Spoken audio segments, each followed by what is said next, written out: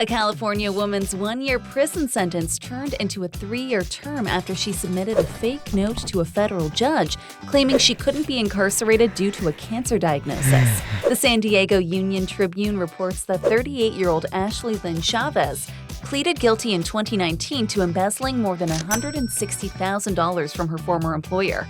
On the eve of her sentencing, a doctor's note was submitted to the judge urging that his patient be kept out of prison because she was dealing with an aggressive form of cancer and needed treatment. Another letter warned that she could not be exposed to COVID-19 because of her fragile state. U.S. District Judge Anthony Battaglia gave her a 3-month reprieve to report to prison. In the meantime, Chavez hired a new attorney and supplied him with more notes from 2 separate doctors stating the cancer had grown worse, according to her plea agreement. The notes began to overtly recommend that she remain out of custody and be allowed to serve her sentence under home confinement. Federal authorities ultimately contacted the 2 physicians named in the letters, and both denied writing the notes. While Chavez had been a patient of one of the doctors, the other had never heard of her, officials said. And so Chavez headed to prison for 3 times as long, as the court added an additional 2 years to her initial sentence for obstruction of justice. It's amazing how people come up with ideas that you know will blow up in their face, but to them, they're a can't-miss stroke of genius.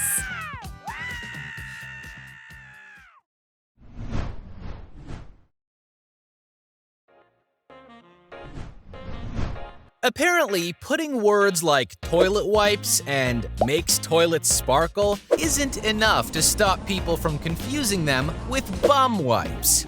Yeah, that's right. The Mirror reports that a 29-year-old Englishman named Leon Gleed is urging Tesco to change the packaging on its toilet cleaning wipes after he mistakenly used them as toilet paper for several days, leaving him with burning pain. He says his girlfriend bought the wipes from a store and placed them near the toilet, so they were in a handy location to clean the toilet. But this is what led to him making the mistake. A few days and multiple trips to the toilet later, Leon had developed a nasty rash. After checking the packet and realizing his mistake, he confessed to his girlfriend, who burst out laughing. He said, "I thought the product was wet wipes you used to go to the toilet with. But as it turned out, that wasn't the case." He added, "The only way I can describe it is like the night after a hot curry, but 10 times worse." Leon says, although it was a silly mistake to make, he believes cleaning products should be labeled more clearly to avoid any risk of confusion and should have warning labels so that they're more identifiable. A spokesperson for Tesco said, "We were sorry to hear about this. We make the labeling on our packaging as clear as possible for customers. Our toilet roll and related products are also in a separate aisle from these cleaning wipes." I guess in this case, Leon's girlfriend became a real pain in his ass, right? Sort of? Maybe. Guess the joke didn't land.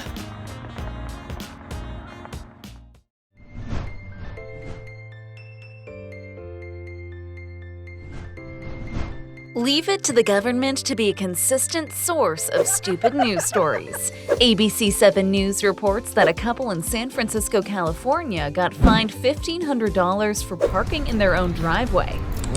Judy and Ed Crane say they got an email from the city saying they can't park in their own parking pad anymore. It came from the city planning department telling them it's illegal to park in front of a house. The couple was violating a code section banning vehicles in a setback in front of a house, even if it isn't blocking a sidewalk. Planning Chief Dan Sider said it was enacted decades ago for aesthetic reasons, to ensure that front yards don't turn into parking lots.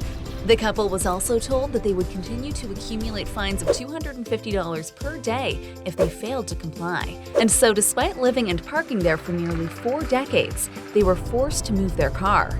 The planning department did offer them a way out of this mess if they could prove that parking was a historic use on their lot, and they might get a waiver.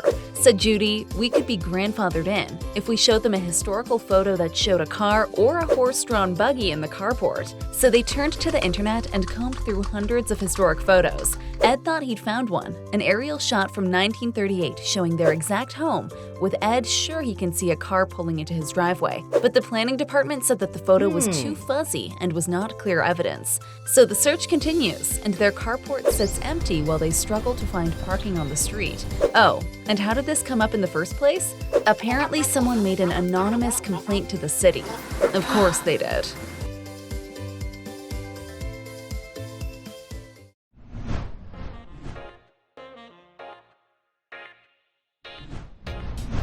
I've heard of neighborly disputes, but they don't usually end with a food fight.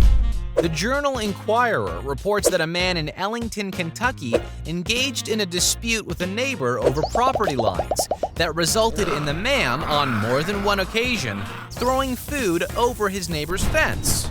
I'm going to class up this guy's last name a little bit, okay? Here we go. 65-year-old Raymond Boisvert was charged with third-degree criminal mischief and disorderly conduct after throwing some culinary items over the fence, as spaghetti and meatballs, a loaf of bread, and chicken breasts, according to a state police report. The neighbor called state police to report damage to his property.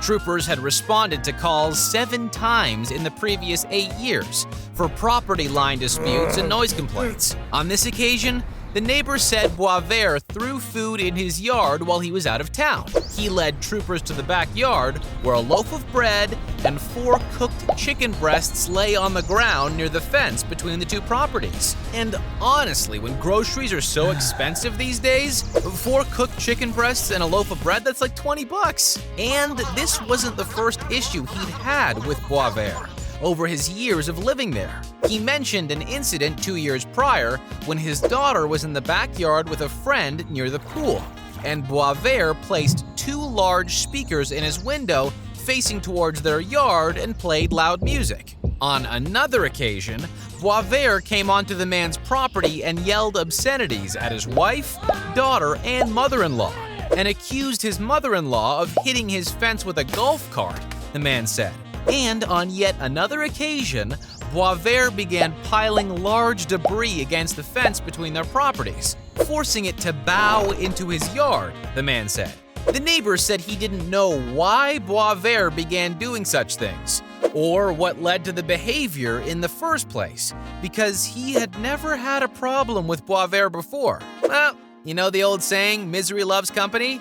That might have something to do with it.